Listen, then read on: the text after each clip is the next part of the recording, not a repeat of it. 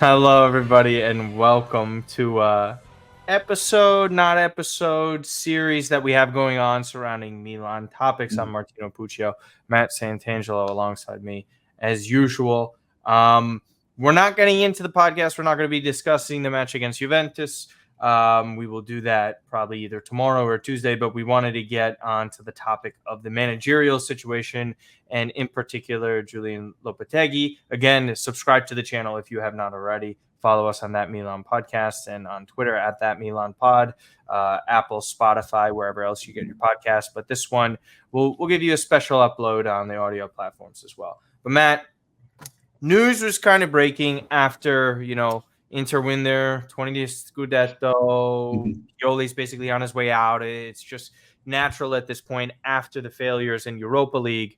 The biggest and hottest name that has been linked to Milan, well, not the biggest name, but the most not logical either, realistic, I guess, is the best way to put it, because there's not a lot of great adjectives for this. Put it this way. Almost every single manager Milan was linked with signed a contract extension recently. Unai Emery, Conceição, which is kind of up in the air now with Andre Villas-Boas. Fuck it. Who cares? AVB is the new president of Porto now. So that's not a guaranteed future there, but Fonseca extends with Lille. Almost every single candidate that Milan was going through at this point is gone. And not to mention Thiago Motta, who we'll get into later. But, Matt, this was an underwhelming name. Moving on from Stefano Pioli.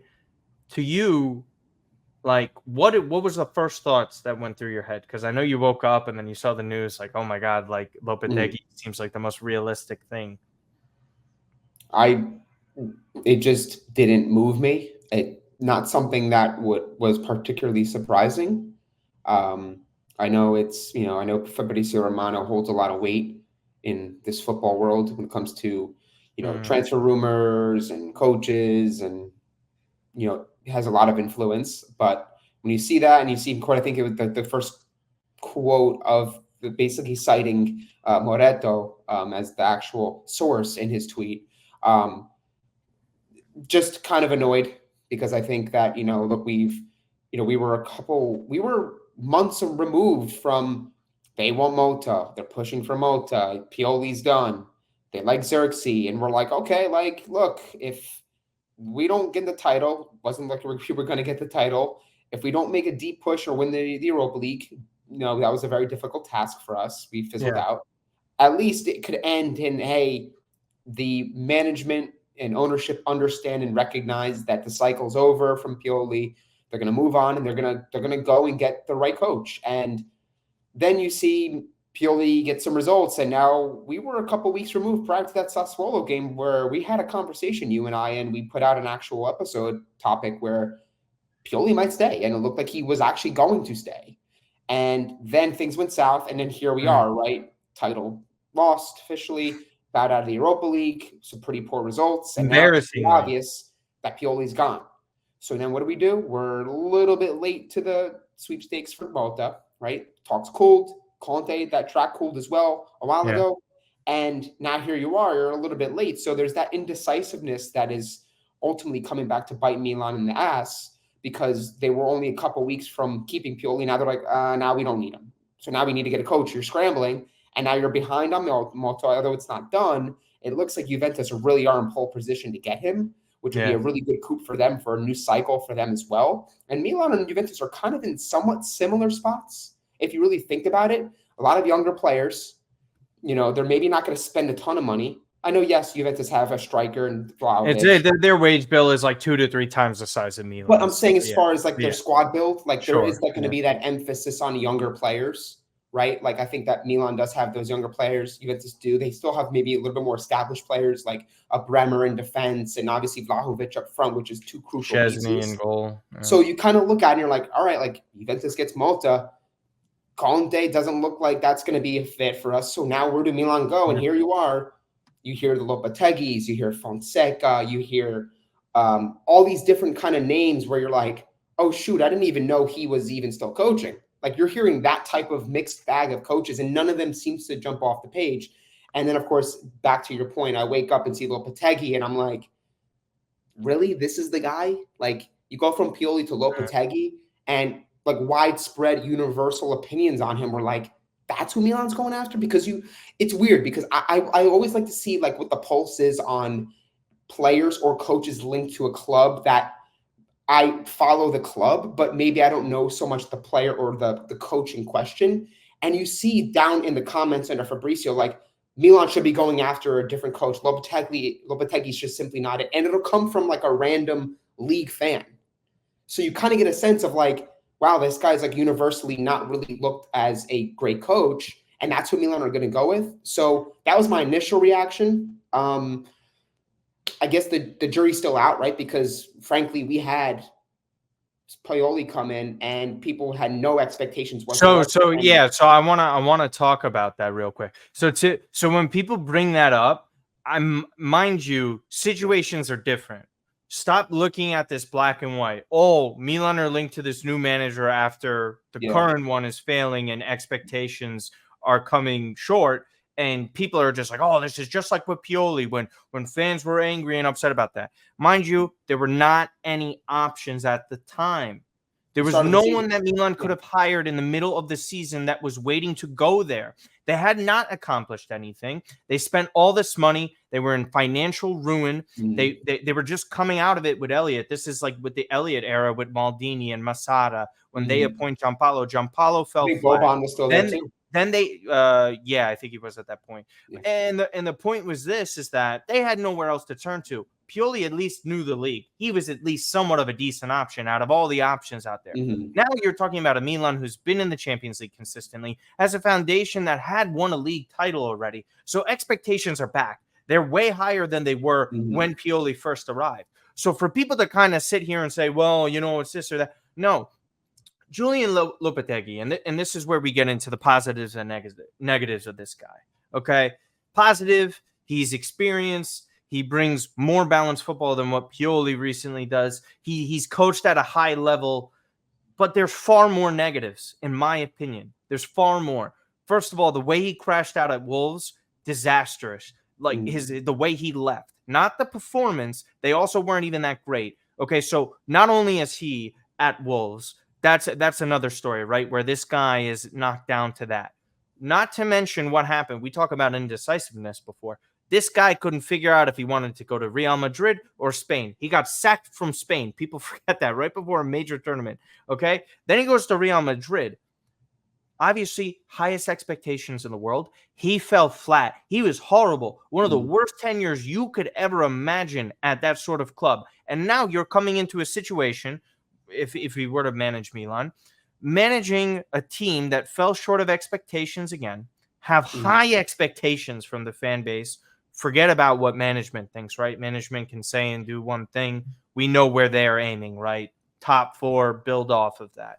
So when you have someone come in like that isn't young, isn't exactly a dominant type of winner, he won with Sevilla. We get it.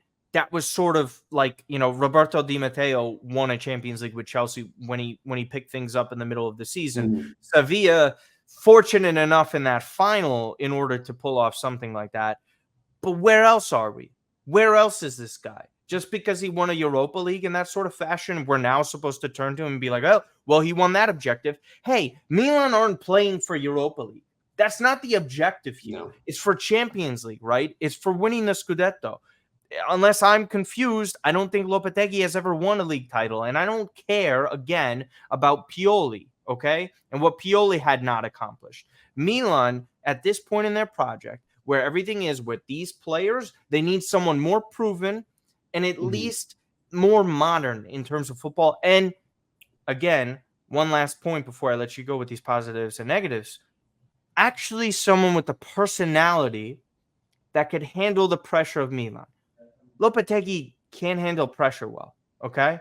I think Pioli did a very good job of handling it. I think he had a better understanding of the Milan job. I think a lot of people have a good understanding, right? It's one of the biggest clubs in the world. But here we are.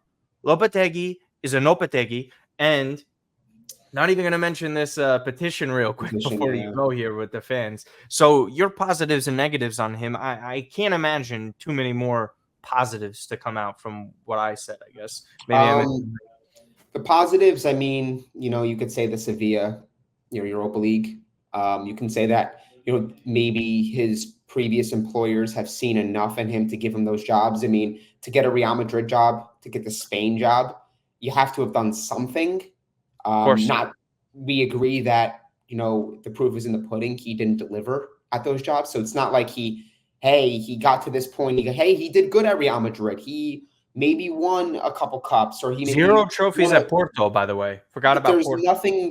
There isn't much tangible silverware and honors that you can be like, you know what? Hey, even in this position, he did this over a 2 or 3 or 4 year span, right? Like if there was something like that you could kind of latch onto, and you could say, hey, you know what? Maybe the squad build and the squad construction, the way it is, maybe that's kind of the vision that ownership has for bringing Lopetegui.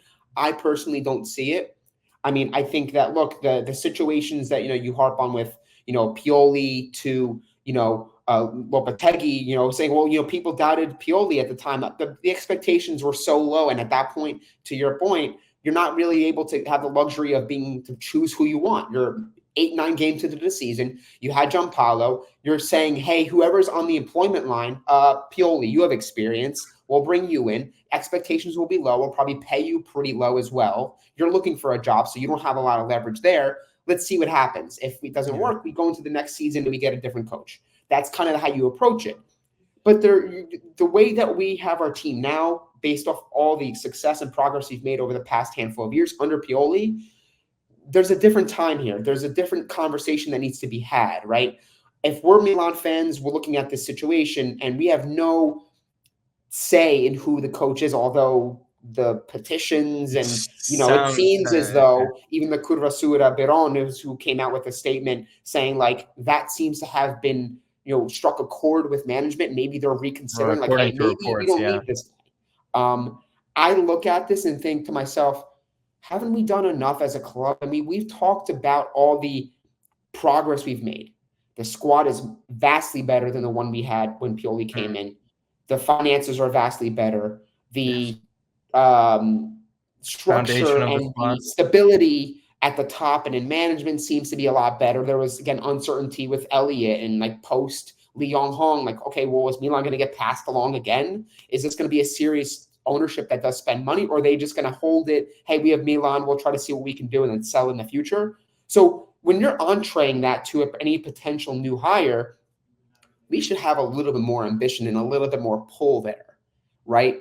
You have players in this squad that have played consistently in the Champions League. You have players that have finished in that 15 to 20 of the Ballon d'Or and Rafael Leao. You have players like Teo Hernandez who are very highly sought after from some of the top clubs in world football. Like, what kind of conversation are we having here when it's like, yeah, Lopetegui's our guy. That's the coach we're going for. And I think that's what makes it that much more disappointing is the more we started to see them lean towards Pioli and then kind of backtrack, of course, Milan, we're going to be a little bit late to the conversation for Malta. Of course, if you're them, you're like, if you're Malta and his age, you're probably thinking, you guys wanted Pioli a couple weeks ago, and now you're trying to come back to us? We're already with the Juve job. Look at it. Look at this. Look at it. It's true. If I'm Malta, and I'm looking at this, I understand Juventus' situation. Juventus still has pull, guys. I know they didn't make the Champions League last year. I know they struggled this year under Allegri. They still have pull. It's still Juventus. Yeah. They have the most titles in Italian football history. Like, that has weight. That job still has weight. So that's where Milan find themselves in right now. I'm going to talk about this process because this is the indecisiveness. The fact that you change your standards to top 4 and win Europa League, you got a chance. Again, they were expecting and hoping if Liverpool had gotten to the final or whoever else comes out of there. Now I think it's going to be Atalanta versus Benfica. I could be wrong. Could be Marseille. But then you're also looking at beating a Bayer Leverkusen side who have not lost a game yet. And the fact that, like, you kind of just had this assumption, right? The way this kind of goes is that they had the assumption he was going to knock out Roma. And now you're sitting in a situation where he got eliminated early in every single competition he participated in. Coppa Italia, Champions League, a failure. The Scudetto, literally absolute garbage. And then again with Europa League, you couldn't even get to a semifinal. And so you're hinging and hoping on all these things, and you miss out on a target like Thiago Motta, because Di Marzio said, and what I had up there was, if Milan had to choose, they would bring in Thiago Motta. Motta, however, has an agreement with Juventus. Milan listen, if it was Milan versus Juve, right, and on the same timeline, Milan's the more desirable job. It just is right now, because there's a better foundation there. They've been better than Juve in recent years. They've won a title more recently. It's just facts with that. It's just facts. And they're more willing to bring along his players that he has. We'll see about Xerxes and all that sort of stuff. But if that was your option, if that was your number one choice, and you were pondering on a guy that you still probably weren't even going to keep past next season anyways, that to me is a reactive management. That's not a proactive one, because I can give them kudos for certain things and the way they approach their business. This is a massive negative. This makes you look like you got caught with your pants pulled down, because this doesn't make any sense. You don't come out looking good from this. And then you mentioned the response with this petition. It feels like, and I could be wrong here, that they were somewhat influenced by what the fans said. And I think that does matter, because they kind of actually value that in German football. And I do respect that. But here's my thing. If you valued what the fans thought, then why did you sack Paolo Maldini? Why did you sell Sandro Tonali? If you cared about that kind of stuff, if all of a sudden the culture matters and what these ticket holders, because that's what they are at this point, matter. Now all of a sudden their opinions like, oh yeah, you know what? Maybe they're right about something. But they weren't somewhat right about Maldini and what his influence was. I'm not saying he should have stayed or should have gone. But that's the point, is that if you're now feeling the pulse of the fan base, where was that a year ago? That's my question, because now it kind of comes across that you're indecisive. You don't know where you're moving forward. And when you have an indecisive mentality for a short period of time, you tend to make poor mistakes. And they can't afford to get this manager incorrect. They have to get someone that is going to be competing for something. And Lopetegui doesn't raise the bar. And I think everybody knows that. And I think with the backlash, them too, it's not even like, again, to be fair to management and the reports out there, there's been a lot of names floated out there. Lopetegui was the one that was the quote unquote the closest to arriving, right? Because everybody else. Now I think they pivot. And I find this very interesting of where they go, Matt. And my question to you is like, where and who and why? And I come around to Conte every now and then. I still don't think it's a fit or in general, but I do think there's a lot of positives that he could bring immediately. But again, what does management think? Is this a longer term project? Because that's what Thiago Motta signals, right? A younger manager, someone who could develop players over the course of time. With Conte, it's win now, right? So for you, out of all the names linked here, Conte, Fonseca, Conceição, and then Lopetegui, I guess. I mean, we'll see about other Italian managers. I don't envision a Sarri, Italiano, or even a Palladino arriving to me. I don't think any of those guys are arriving. What say you? Like, what's the situation here that you would say, like, okay, yeah, you could pivot to this guy, and I'd be happy with it? Conceição might be out at Porto. That's not even a given, but just a name out there. To be honest, Martino, and I've been having this kind of internal conversation, like, who can we get? Like, the pipe dream and the one you really want is probably Conte, or Motta. I don't think if you had Milan fans had their choice, I think they're like, well, we have a choice of Conte or Motta. This is pretty good. Like, we're getting a good manager regardless. Yeah. Right. Conte seems good to be very expensive. His volatile personality probably won't jive or mesh well with ownership. He's very demanding. And then you see Motta, who comes off a really, really good season with Bologna. He plays very balanced football. I want to just point that out, because I think that people might think that, Bologna, they're in that conversation for top 4, for Champions League football. They're this offensive juggernaut. They play very balanced football. And if you're someone who loves balanced football and you're not necessarily looking for this sort of high octane, very attack heavy approach, I think they're the second best defense in Serie A. I think they've only conceded 27 goals, 26 goals. You guys can fact check me on that. I know Inter have the best one. But they're a team that doesn't score a lot, but they don't give up a lot. Like, they don't bleed in many bad goals. You're asking about goal differential, correct? No, just goals scored, goals and goals allowed. Like, they're the third best defense in the league. Only Juve and Inter have conceded less goals. Third best defense, right? Like, that's with not a lot of household names, right? Not a great goalkeeper. Less than Milan, right? So, like, that's a team that is really well drilled. They believe in the system. The coach is able to motivate them. And I think it also says a lot about him as a personality in this sport, because he's played for some big clubs. He's played for Inter. He's played for PSG. I'm pretty sure he played for Barcelona as well. And an Italian national team. Right. So, like, this guy's well-traveled. He's a student of the game. Like, that would have been a great ad. So whoever's Juventus fans watching this, that's great for you guys. But getting back to Milan specifically, I don't know. Like, Fonseca was in Serie A. I don't think he got a fair shake at Roma. I think Roma's situation is very complex. Monkey was his sporting director. Yeah, they were a mess. They were a mess. They don't really spend. They didn't really be able to have the luxury of spending too much. They always had to abide by financial fair play. So, like, the coaching list is very limited. And I think regardless, if it's not one of those top 2 to 3 names, you're going to have a very difficult time selling it to the majority of this fan base. And I think that's the situation that Milan find themselves in. You're Real Madrid, you really are going to have your pick of the litter. You know, Ancelotti is probably going to be Xabi Alonso. Ancelotti went to Everton. He's back at Real Madrid. Look at him at Real Madrid again. Like, Zidane, like Klopp, like that caliber. Really, Conte is the only guy that's close to there. And now it's Malta, who some people are still, the jury's still out on, right? He did it 1 year at Bologna. Coaching at Milan's different. But then the drop-off is drastic, Martino, at that point. Like, are there any names on that list that, like, that's the guy they got to get? Is it De Zerbi?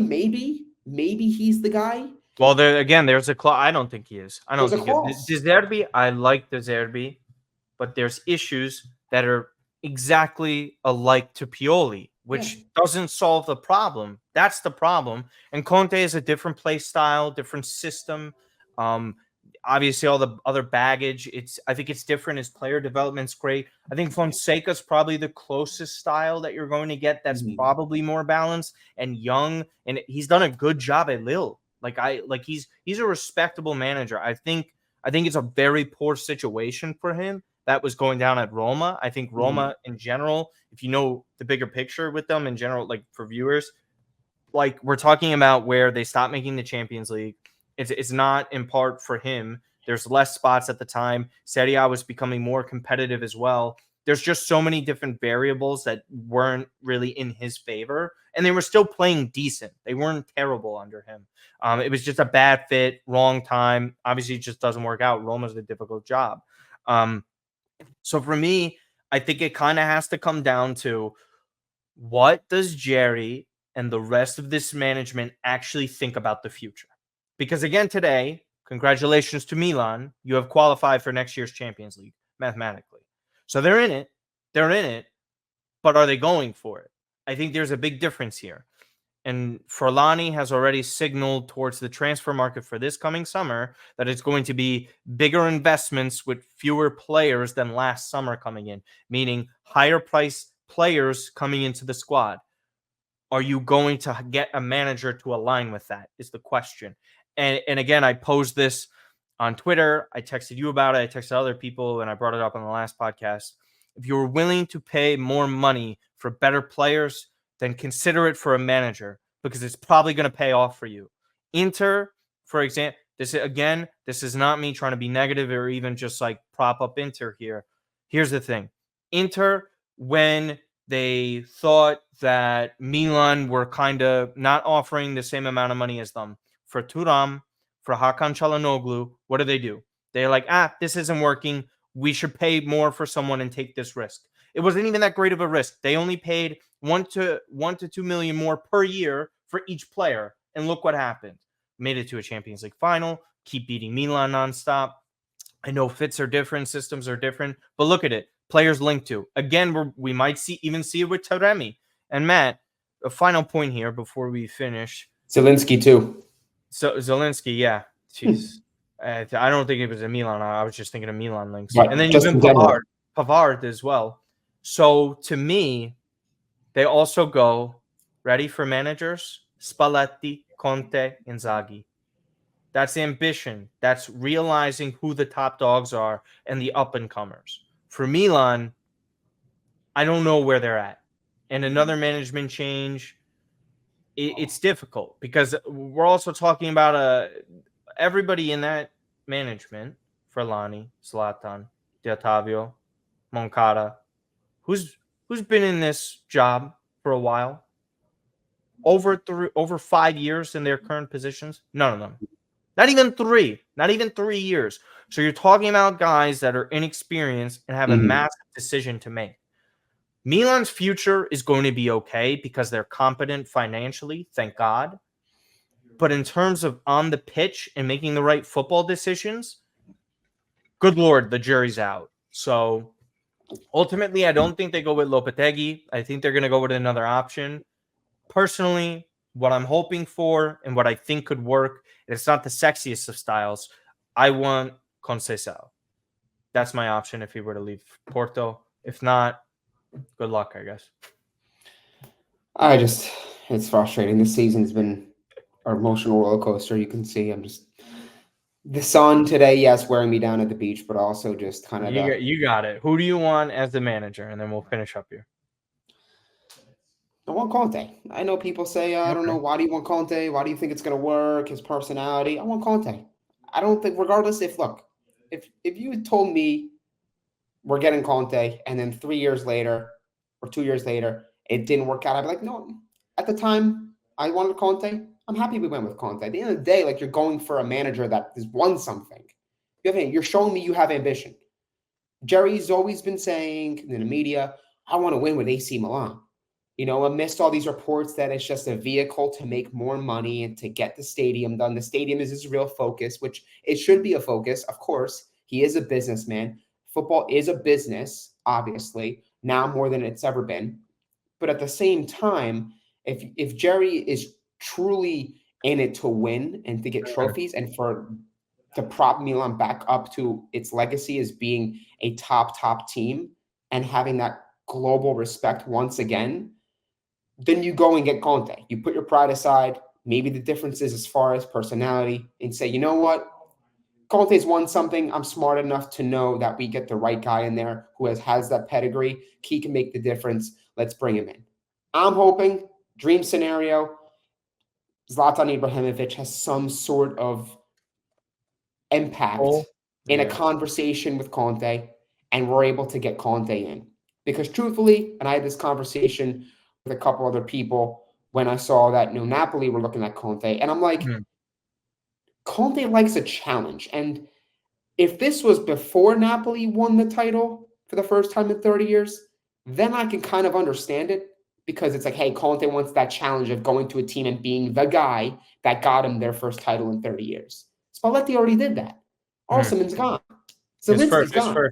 These guys are this Napoli team is in a new shakeup right now. I think they can still be a good team with the right coach. I'm not saying that. Well, we'll see if Osimhen goes. Yeah. Right.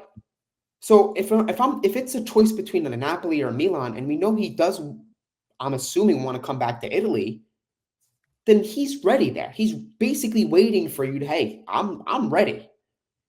Yeah. I think this is in Milan's court personally. I don't think it's a doubt of whether or not Conte wants. I think if Milan even comes in with an offer close to what Napoli would have for Conte, I think if you believe reports and you believe all these sorts of things and you believe the kind of feel and pulse of this sort of process, I feel that Conte's sitting there like, come to me. I'm ready to come back. I think he would go to Milan. I think I'm so not saying it's going to happen. I do think if that offer's out there and it's really just them or Napoli, he's going for that.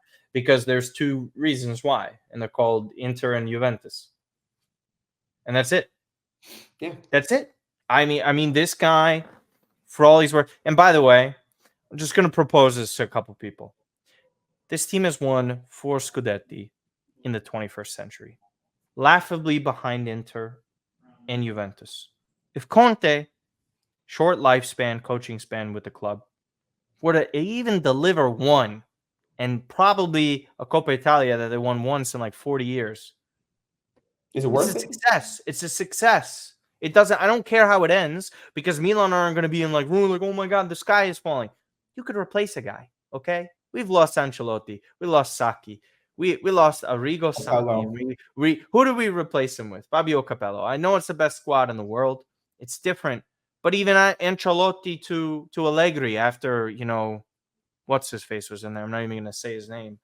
Okay, so not all hope is lost. I think what people are doing are fast forwarding to the end with Conte instead of realizing that there's a lot before that.